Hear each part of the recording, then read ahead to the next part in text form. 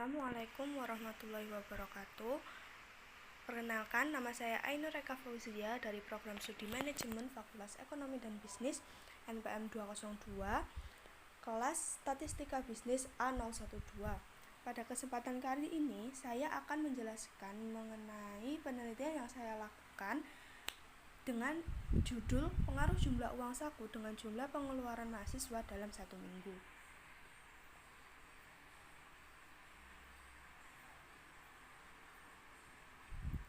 Bab 1. Pendahuluan. Yang pertama, latar belakang. Konsumsi dapat diartikan sebagai kegiatan menghabiskan nilai guna suatu barang atau jasa. Konsumsi merupakan salah satu kegiatan ekonomi untuk memenuhi kebutuhan individu demi kelangsungan hidupnya. Konsumsi dapat dipengaruhi oleh pendapatan disposable. Semakin tinggi pendapatan seseorang, maka akan semakin tinggi pula pengeluaran yang dilakukan oleh individu tersebut. Pada umumnya, mahasiswa tergolong bukan angkatan kerja karena mahasiswa termasuk pelajar yang tidak mencari kerja atau sedang bekerja. Maka pendapatan di sini adalah uang saku mahasiswa. Kemudian untuk pengeluaran mahasiswa merupakan nilai belanja yang dilakukan mahasiswa untuk membeli berbagai kebutuhannya, baik kebutuhan berupa makanan maupun kebutuhan yang lainnya. Kemudian akan diteliti apakah prinsip semakin banyak pendapatan, maka akan semakin banyak pula pengeluaran, memiliki pengaruh di kalangan para mahasiswa. Yang kedua, rumusan masalah. Pada penelitian ini akan menggunakan rumusan masalah bagaimana jumlah uang saku dapat berpengaruh dengan jumlah uang yang dikeluarkan mahasiswa dalam 1 minggu. Yang ketiga, tujuan penelitian. Penelitian ini bertujuan untuk melihat seberapa berpengaruhkah antara jumlah uang saku dengan jumlah pengeluaran dan disesuaikan dengan prinsip ekonomi, yakni ketika pendapatan naik maka jumlah pengeluaran pun ikut naik. Yang keempat, manfaat penelitian. Penelitian ini diharapkan dapat memberikan sumber informasi dan juga pengetahuan terkait pada teori yang didapatkan pada mata kuliah ekonomi makro yang didapatkan para mahasiswa pada semester 1 terkait perilaku konsumsi dan juga bagaimana melakukan penelitian serta tahapan-tahapannya. Selanjutnya bab 2 pembahasan. Yang pertama, metode penelitian. Jadi penelitian ini menggunakan data primer dengan sifat datanya yaitu diskrit yang diperoleh dari survei melalui kuesioner yang disebarkan melalui Google Form pada beberapa responden dengan kriteria mahasiswa. Jadi mahasiswa di sini bisa dari UPN Veteran Jawa Timur maupun dari luar UPN Veteran Jawa Timur. Untuk pertanyaannya, terdapat 2 pertanyaan yang ditanyakan pada kuesioner. Yang pertama, berapa jumlah uang saku kalian dalam 1 minggu? Yang kedua, berapa jumlah pengeluaran total kalian dalam 1 minggu? Selanjutnya, yang kedua, analisis dan hipotesis. Jadi penelitian ini menggunakan analisis korelasi dengan hipotesis sebagai berikut. H0, tidak ada korelasi antara jumlah uang saku dengan jumlah pengeluaran mahasiswa dalam 1 minggu. H1, ada korelasi antara jumlah uang saku dengan jumlah pengeluaran mahasiswa dalam 1 minggu. Yang ketiga adalah data mentah. Jadi ini merupakan data yang saya dapat dari para responden yang telah mengisi kuesioner saya. Terdapat 40 data. Kemudian data ini akan diolah melalui website StatsKingdom.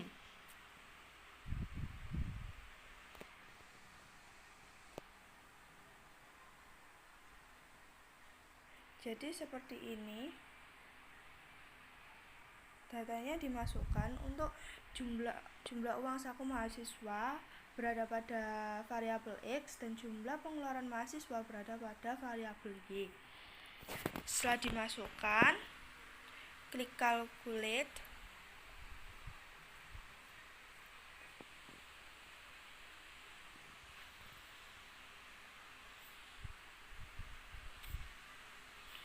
Seperti ini akan keluar hasil dengan R 0,8953. Kemudian p-value-nya jumlah sampel atau sample size N 40, statistiknya 12,3866. Seperti ini. Kemudian ini adalah diagramnya.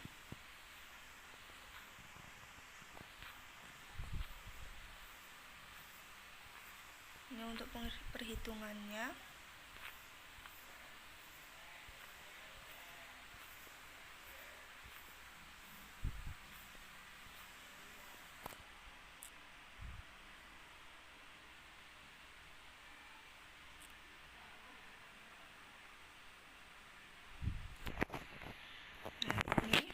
Sudah dipindahkan pada laporan ini. Yang keempat, hasil pengolahan data. Seperti yang tadi sudah dilakukan pengecekan langsung pada web Stats Kingdom. Ini untuk diagramnya. Kemudian uji korelasi. Karena p-value-nya kurang dari A, maka H0 itu ditolak. Kemudian nilai p-value-nya tadi dan uji statistik. Kemudian selanjutnya ada validasi. Untuk uji kekuatannya 0,4773. Untuk outlier terdapat 4 data. Normalitas diasumsikan distribusi residual tidak mengikuti distribusi normal. Selanjutnya yang kelima, interpretasi data. Dari data di atas dapat disimpulkan bahwa R hitung lebih besar dari R table, kemudian p-value kurang dari 0,05. Dengan koefisien korelasi signifikan dan kuat antara kedua variabel, uji asumsi menunjukkan yang pertama, tes power rendah pada 0,4773 sehingga disarankan menggunakan sampel yang lebih besar. Yang kedua, terdapat outlier yang tadi terdapat 4 data berdasarkan metode Tukey Vance K sama dengan 15. Kemudian yang ketiga, residual tidak berdistribusi normal. Bab 3 penutup. Jadi untuk kesimpulan pada penelitian ini, setelah dilakukan penelitian dari beberapa responden melalui pengisian kuesioner, didapatkan data jumlah uang saku dan juga jumlah pengeluaran para mahasiswa dalam 1 minggu dari beberapa universitas. Pada penelitian ini menunjukkan bahwa ada hubungan positif besar yang signifikan antara variabel X yang merupakan jumlah uang saku dengan variabel Y yang merupakan jumlah pengeluaran mahasiswa. Maka dengan ini, hipotesis H0 ditolak karena terdapat korelasi antara jumlah uang saku dan juga jumlah pengeluaran mahasiswa dalam 1 minggu.